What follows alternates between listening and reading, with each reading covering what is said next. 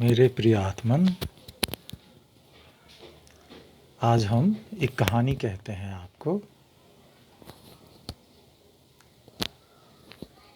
ना मोहब्बत ना दोस्ती के लिए वक्त रुकता ही नहीं किसी के लिए। हर कोई यहाँ ढूंढता है मोहब्बत अपनी तन्हा जिंदगी के लिए। वक्त रुकता ही नहीं किसी के लिए, वक्त रुकता ही नहीं किसी के लिए। राजा वीर विक्रमादित्य की कहानी से शुरुआत करता हूँ मैं आज। सुना होगा आपने बैताल पच्चीसी की कहानी। एक राजा था, राजा वीर विक्रमादित्य। उसे किसी अघोरी ने शमशान में बुलाया अमावस्या की रात के। वो अंधेरे की रात में, सन्नाटा था, अमावस्या की रात थी, हाथों हाथ दिखाई नहीं पड़ रहा था। राजा शमशान में जब गया तो देखा अघोरी, चारों तरफ लाश जल रही है और वो बीच में बैठा हुआ है। अघोरी ने कहा उसे, यहाँ से थोड़ी दूर पर एक पेड़ है जिसपे एक लाश लटकी हुई है, तुम उस लाश को उतार के ले आओ, फिर हम आगे की बात करेंगे, फिर हम तुम्हारी ध्यान और मुक्ति की बात करेंगे।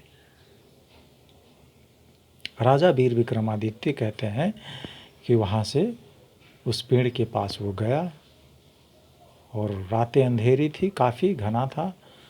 किसी तरह बामुश्किल वो पेड़ पे चढ़ा और लाश को ज्यों ही वो काटने लगा, लाश रस्सी से लटकी हुई थी और वो भी उल्टी लटकी हुई थी।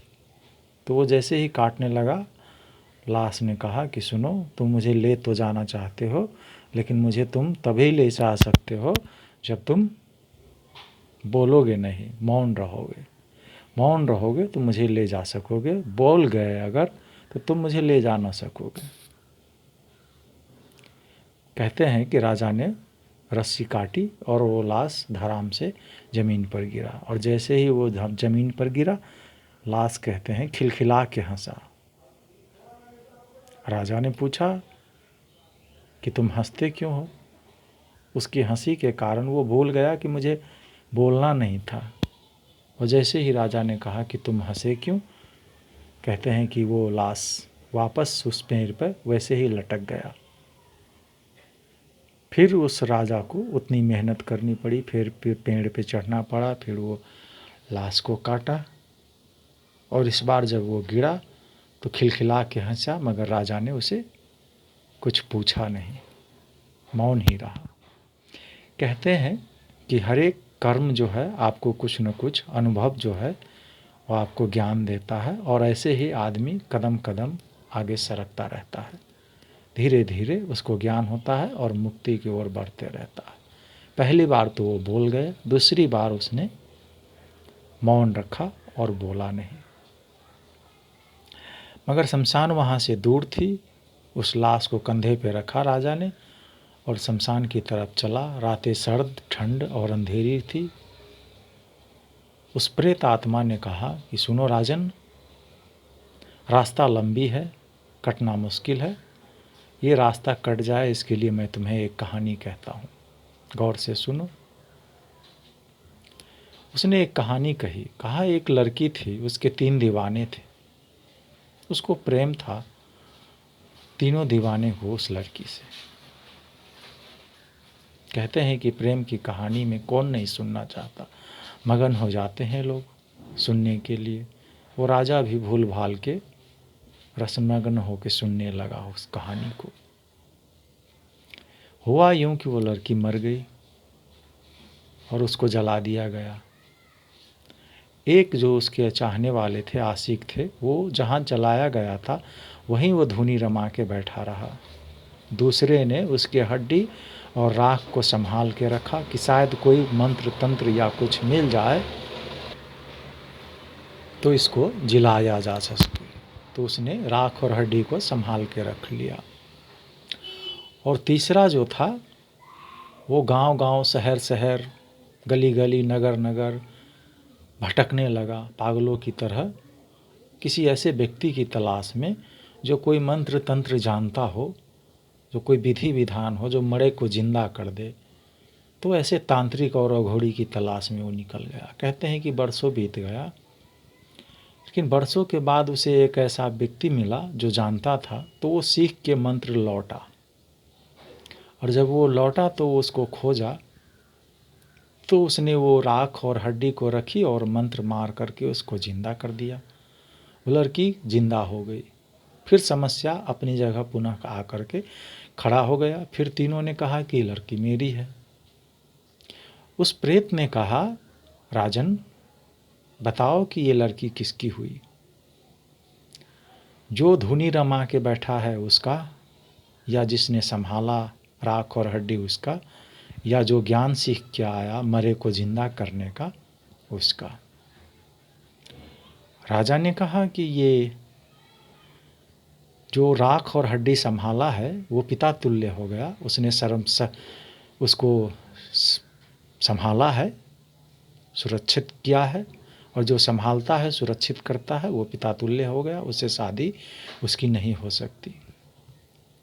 ये कर्म योगी हो गया जो कर्म करता रहा।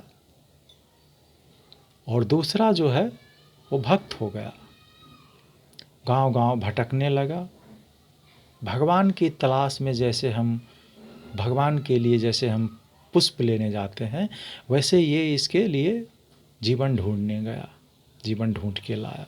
तो ये पुत्र तुल्य हो गया, जो जीवन दे वो पुत्र तुल्य हो गया, इससे भी इसकी शादी नहीं हो सकती। ये भक्ति योग हो गया, भक्त हो गया। तीसरा, जिसने कुछ नहीं किया, न संभाला न किसी को ढूंढने गया, वो सिर्फ वहाँ बैठा रहा जहाँ उसकी धुनी थी, जलाया गया था। वो आशिक था। कहा कि ये सच्चा आशिक है, ये इसके साथ इसकी शादी हो सकती है। तो ये ज्ञान योग हो गया। ज्ञान योग कुछ करना नहीं है। इसमें और एक बात हमें समझने की है। वह बात यह है कि संसार की कहानी तो जाए जाए, धर्म की कहानी भी जाए। यहाँ एक कहानी ही कहानी है।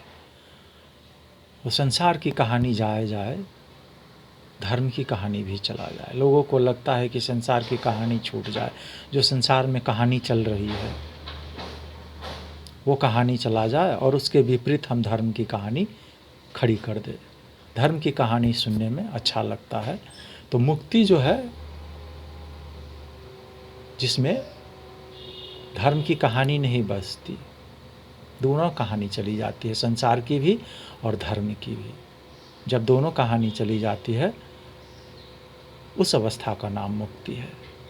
मुक्ति का मतलब यह नहीं है कि आपने धर्म की कहानी को संभाल लिया, सुनने में लग गए, तल्लीन हो गए, आनंद लेने लगे, आप रसमग्न हो गए धर्म की कहानी में। तो मुक्ति जो है वो संसार की कहानी और धर्म की कहानी दोनों से छुटकारा है। वहाँ न कोई आनंद है, न कोई शांति है, न कोई भूल भटकावा है। मुक्ति एक परम स्वतंत्रता है, एक सन्नाटा है। अच्छा लगता है, माना कि संसार की कहानी थोड़ा दुख देती है, पीड़ा देता है। कभी कभी किसी किसी को तो संसार की कहानी भी प्रीतिकर लगती है, मगर इससे थोड़ी जल्दी आदमी ऊब जाता है और उसके बाद धर्म की कहानियों में उलझ जाता है। धर्म की कहानी भी उसे आनंद देता है, सुख देता है, शांति देती है, बिलिस देता है। मगर एक अवस्था आती है जब आदमी धर्म के कहानी से भी ऊब जाता है और उसको धर्म की कहानी भी अच्छी नहीं लगती।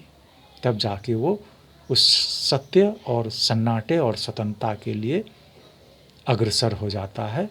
वहाँ जा कर के असली धर्म जिसको कहें उसका समझ उसको जगता है, बोध होता है। तो मुक्ति जो है वो संसार की कहानी और धर्म की कहानी दोनों से छुटकारा है। हरि ओम तत्सत। आज इतना ही।